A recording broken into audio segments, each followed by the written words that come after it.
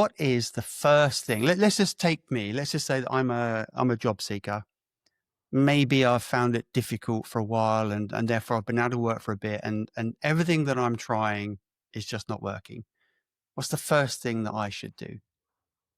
Okay, so first thing you should do is look at how you're prospecting.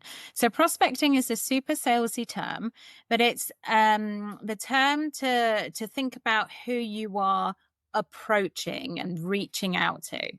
So one of the first things with prospecting is thinking about your ideal customer profile. So ideally, if we had a magic wand, what is the type of company we would love to work for? And what are the type of people we would like to work with? Because at the end of the day, we spend more time with our work colleagues than we do our own families in some cases. So it's really important to think about what is that ideal community that you want to be involved in. So, thinking about your ideal customer profile, what I like to do is bring it back to, when we were kids. Like when we were kids, we were super creative. We lose our creativity as we get older, and our playfulness, right? So, what job seekers can do is get a plain piece of paper, and on that piece of paper, start jotting down words, drawing pictures, or even scrapbooking the type of environment and job or sector or skills that they would like to have in that end role. And it creates at the end a nice vision board, right? It's something that they can stick up on their fridge or on the back of a door that they pass often to think like, yes, that's my North Star. That's what I'm aiming for when I'm going into a job searching process. And when we do this, what we do is we mentally set a vision and a goal, and we are better able to spot the opportunities that get us closer to that goal or the ones that push us away, right?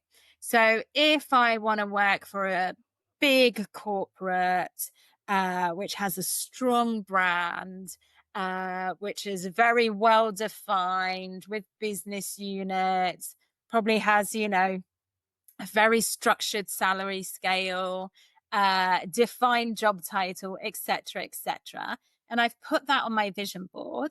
When I come across a small startup, which is super fluid, doesn't have much of job description, doesn't really know what salary scale I'll be put into, has a moving goals and an idea of where they're getting to, but lots of structure to be defined. I can look at my vision and say, well, that doesn't fit. That's not quite for me. And it doesn't mean that you won't go for those types of opportunities. But when your time might be limited, so you've got 2 hours of job searching that day, and you see three big organization opportunities and one smaller organization opportunity that you might want to apply for, prioritize the big ones because they will get you ultimately to your desired vision. So it just helps you to prioritize. Got it. And when I'm doing that search, when I'm looking at my ideal customer profile, which I'm sure a lot of people in a lot of fields will have heard of, right? It's not a new term. Um, to what degree do I say, I know what I'm capable of, I know what my level is, let me stay safe? And to what degree do I say, I want to stretch myself, I want to go for something a bit bigger, maybe something I'm not that experienced with, maybe at a level higher than I'm used to? Because I think that if you're moving for a job, you want to progress, but to Mm. what degree do I stretch myself, and to what degree do I sort of stay in my lane and stay safe? Mm. Well, let's think about the market in this scenario as well. I think when there are lots of opportunities and it isn't so tough to find a job, you could be a little bit more playful about how much you play outside your comfort zone. Right. In this really tough market where people have been applying and applying and the volumes are super high and competitive, I would say applying a good 80-20 rule to this structure feels about right. 80% in your in your comfort zone. You know you're able to deliver on those skills.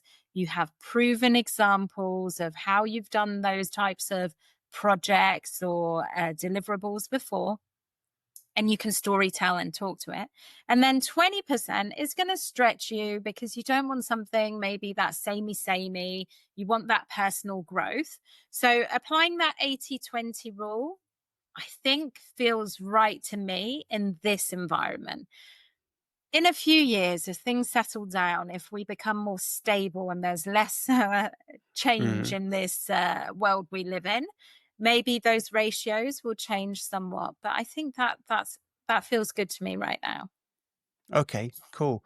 And also, as you were speaking there, of course, there is the STAR technique, which I'm sure we won't cover today because it's, a topic in its own right. But the STAR technique just helps you structure that answer. So, what situation were you in?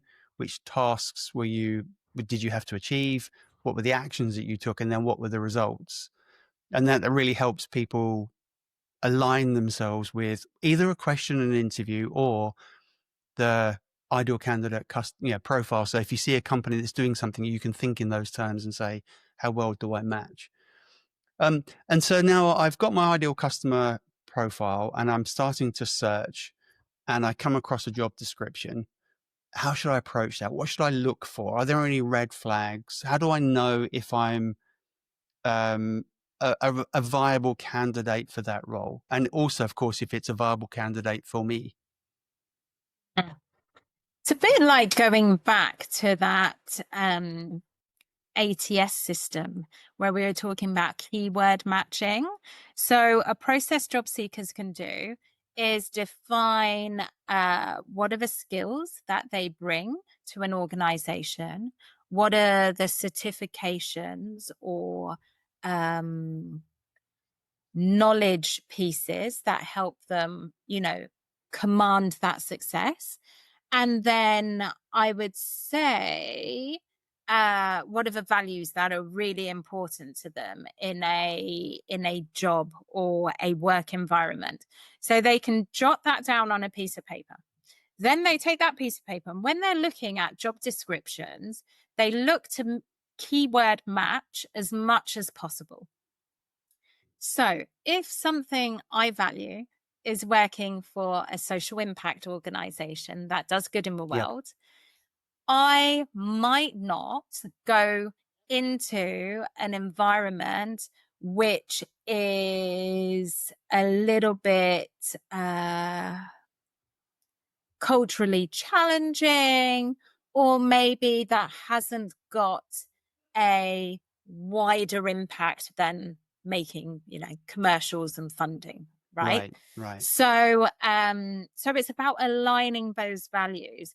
If they want someone who is, so if it's a role where you are going to present to external stakeholders all the time, and in your values, you have outlined that you like to be quite independent, planning roles, work on your own, less external impact and connection, then those two things aren't gonna align. So during that process is can be super helpful because ideally you want a keyword match as much as possible. And a red flag would be if you've only got a couple of matches in that scenario. It would really make you think and ask, like, is there enough of this in this scenario for me to make it work?